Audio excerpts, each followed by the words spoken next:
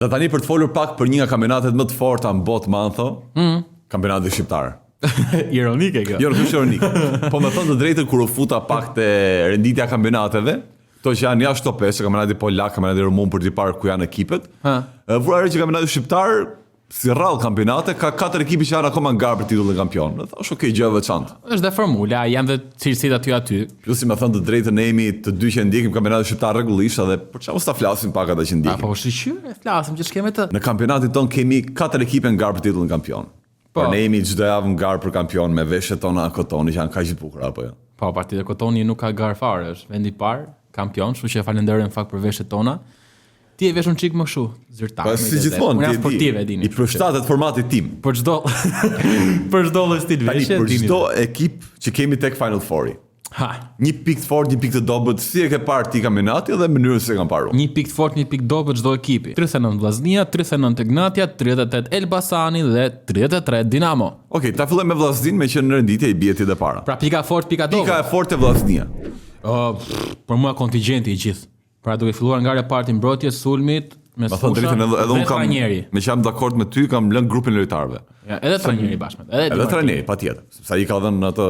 Kanë domethënë, po ta shohësh Portën me atë Gjermanin, Polsin shumë lart. Mbrojtja me Gjinin, super sezon Gjini. Për mua dyshja Kastrati Kallaku duhet të jetë një nga më të mirat kampionatit shqiptar. Harruar bala që është topiar, sulmuesi më i mirë aktualisht. Dhe kanë marrë edhe Dodën prap tani në formozimi. Që domethënë i kanë alternativat kudo. Kanë pafund, domethënë duket që kanë një skuadër shumë të mirë dhe vetë Edi Martini është trajner i mirë. Pika e fortë pra po lëm grupin lojtarëve që kanë organik. Pika e dobët? Për mua janë ndeshjet jashtë fushës të Vllaznia, pika e dobët. Më pëlqen si detaj. Un kam vendosur pikë dobët për Vllaznin presionin. Ti e ke nga ambienti? Nga presioni që ushtron vetë tifozët Shkodran për Vllaznin. Unë u bëra pak më konkret dhe kur pash që Vllaznia ka 10 ndeshje jashtë fushës dhe ka 11 pikë.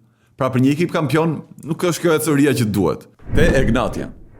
Për mua pikë forte e Egnatia. Ha zgjidh. Pikë forte e Egnatia patjetër që është menaxhimi i mirë që ka ekipi. Dhe kur them menaxhimi i mirë, ja, menaxhimi i mirë ka fjalën te Egnatia bën edhe merkato të mirë në dalje. Pra, lojtarët që ka larguar largon me shifra të larta. Po. Por i zvendçon me lojtarë të tjerë që janë po aq mirë. Për shembull, te vit albaneze ishte zbulimi i mirë te Egnatia. Okej. Pra zvendçon mënyrën e duhur. Këtë mendoj për Egnatia. Tani, pika e fortë. Unë pika e fortë mendoj që këtë vit për Egnatin është thjesht Tetova dhe Aleksi. Vetëm dy ile? Tetova dhe Aleksi, sepse Tetova është trajner që ka treguar fiton gjithçka dhe Aleksi që është për mua lojtari më i mirë. Nuk më thua që albanezi nuk ka qenë për shembull pikë fortë. Dakor, po pikat forta janë Tetova dhe Aleksi. Sinani nuk ka qenë pikë fortë këtë vit. Dhe Sinani llogarita tikurun. Po llogarita tikurun po thonë jo. Tani ato janë pikë fortë. Se i Igor Sinani. Ha, jetë pika dobët. Pika dobët për mua janë largimet e individëve që ka bërë Egnatia. Pra, Oshi Lushin fillim sezoni, Oshi Zenullajin, Oshi Ujkën, tani Oqi prap ndrecën, bëhet llaf që do iki Sinani, bëhet llaf që do largohet Xhemali. Pra, janë këto pikat e dobta është fakti largimi dhe prishja e skuadrës. Dhe këtë gjë, Tetova po e thot për herë dytë. E tha fillimisht kur largua Lushkja me shok me Zenullanin dhe me Ujkën, që nuk duhet të largohet. Ai është dukshëm pak kënaqur me largimet. Oferta te individi vlen. Oferta te klubi është e mirë financiarisht, atëherë ky lojtar do shoj dhe anën e vet financiare. Po tisha Kledi Zenela, drejtori sportiv, ato që ka bërë ato do bëra edhe unë identik. Patjetër pra. Por thjesht halli është që kjo ndikon në fushë asaj. Dhe Tetovën kjo gjë e mërzit. Shikoj, Egnatia ka bërë diçka që ka larguar lojtar të mirë, por i ka zvendosur me lojtar po aq të mirë. Ore Egnatia fundja mund të ketë vënë dhe fundi një cikli. Doli 2 kampion radhas në Shqipëri. Nuk mendoj. Mori kup, superkup. Jo, kur them fund cikli, në kuptoj që nuk i plas, e thon kështu, nëse nuk e merr kampionatin këtë vit. Ti thua mund ta fal një vit. Pra hyn Final Four, hyn në Europë, po nuk i plas fort nëse nuk merr kampionatin. Pra ne ka bërë këto shitje ndoshta tani bam, pasi nuk intereson shumë ndoshta me kampionatin. Nuk e mendoj që kanë objektive edhe këtë vit, për lojë që po tregoj. Për lojë që po tregoj. Me që jemi te Final Four, pika dobët e Egnatia janë kundërshtarë direkt te Final Four. Por çfarë them këtë, se ndryshe nga vitet tjera që Egnatia dominonte me rivalët direkt, këtë vit ka fituar vetëm me Dinamon. Pra ka vetëm një fitore, me gjithë rivalët kanë kaluar 3 faza. Ka gjetur më dobtin e grupit. Nuk më duket mirë për një ekip që pretendon të jetë kampion me rivalët direkt. Që Final Four do e ketë shumë vështirë praktikisht. Tani, po të quaj edhe Superkupën që humbi po me Dinamon, që bie edhe një humbje tjetër me Dinamon, pra është një ekip i cili me rivalit direkt nuk po fiton. Nuk e di apo ruan energjitë për fund, por deri tani më duket se pikë dobët e Egnatia është pikërisht kjo. Po, dakord jam me ty qendron. Që mund vjedhë nga pak largimet e tjera. Tani është radha Elbasanit që Elbasani bukur, pika e dobët apo e fortë? Ku do nisësh? E fortë, fillojmë të fortë. Un kam thënë pikë e fortë për Elbasanin është qëndrueshmëria. Dhe e kam në dy aspekte. Për një ekip i cili ka gati organikën e një që kishte vitin e kaluar, me pak ndryshime. Që është merita e drejtorit sportiv Elton Guranjaku, që edhe në janar nuk po ndryshon shumë, pra tregon që e ka të boshën lojtarëve idenë e vet, trajnerin e ka shumë të mirë, dhe diçka tjetër që ka vënë re, është i vetmi ekip nga Top Kaçja, i cili nuk ka kaluar 2 javë pa marr pikë. Okej, që nuk ka duam radhës. Vetëm fillim javën e 56 humbet me Vorën dhe humbet javën tjetër me Dinamo, më duket. Dhe që nga ajo javë, pra është vetëm javë që kalon 2 javë pa marr pikë te Elbasani. Për mua pika forte e Elbasanit këtë sezon janë 2, bashk Diallo dhe Cagve. Po, sepse Diallo është i frikshëm në kampionat. Për mua të dy nga 7 gola në 6 ndeshje, për mua Diallo është lojtari më i mirë i sezonit. Unë e vulos tani në top yard bën çfarë duan këta, Diallo është lojtari më i mirë që ka kampionatin shqiptar aktualisht që flasim. I vetëm nxorri fitoren 2-0 me Dinamon pardje, kështu që për mua Diallo është pika më e fortë bashkë me Caguen që kombinojnë bashkë të dy në sulm shumë mirë. Palën pas lojtarët e tjerë, por sigurisht ata dy për rispekt. Do habitesh për pikën e dobët që kam gjetur. Nuk habites, unë s'kam gjetur fare. Nuk e gjetur. Unë kam gjetur një pikë dobët. E lëshon avantazhin. Është detajist. Kur i ka parë ndeshjet, ndër ekipet që janë Top Kaçja, Elbasani ka lëshuar avantazhin 5 herë, më shumë nga çdo ekip tjetër. S'ma do presionin logjikisht. Që do të ndikojë shumë në Final Four kjo. Quhet sigurisht. Ja gjetëm një pikë dobët. Do të ndikojë shumë Final Four kjo nëse se mballë presionin e vërtet. Shiko, për mua ndër 4 ekipet, më thon drejtën, Elbasani është më afër titullit. Për këtë që thash.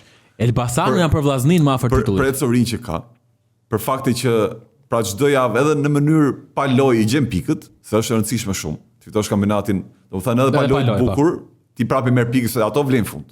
Pra vllaznin. Këtë javë Partizani luajti shumë mirë, por nuk mori dot pikët. Dhe në fund fare llogaritën pikët. Kjo është ideja. Dhe te Dinamo, pika e fortë Ilir Daja. Dhe një kampionatin aq mirë sa që mendoj edhe kur të ketë një moment mini krize siç e ka tani, do gjej mënyrën dalë sa më shpejt. E mendova, por pastaj e hoqa. E di pse, sepse edhe fjalët e Stenos ishin interesante, që Daja tha ka rrezu besën nga kategoria, tha. Ka qenë edhe kohë tjetër, Ka shku. Edhe kur mori futbolli, bëri dot gjë. Dakor.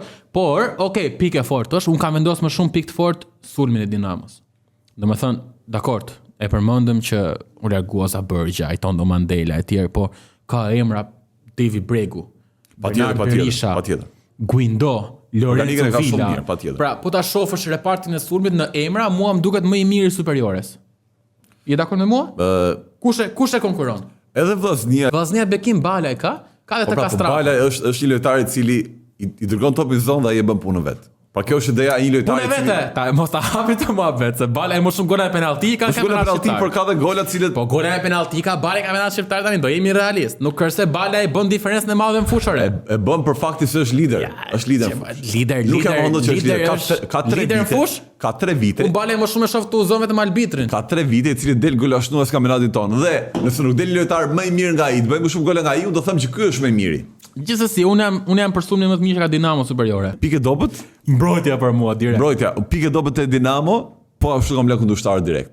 Janë dhe Ignati dhe Dinamo këtë vit vuajnë, madje Dinamo e ka akoma më keq me shifra. Ka fituar vetëm me vllaznin dhe ka më shumë humbje me rivalit direkt.